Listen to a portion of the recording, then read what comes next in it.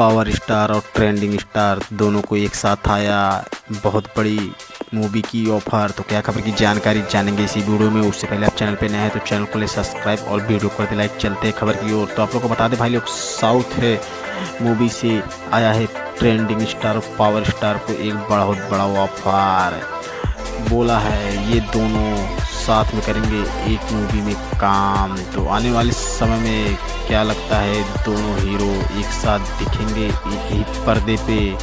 Movie के director ने कहा है मैं बना रहा हूँ 1000 करोड़ की मूवी और उसमें रहेंगे लीड रोल में ये दोनों हीरो।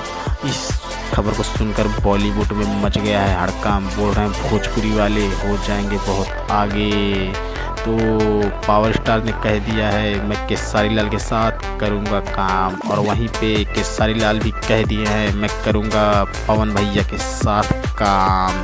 तो आपको जल्द ही देखने को मिलेंगे दोनों स्टार एक ही पर्दे पे। तो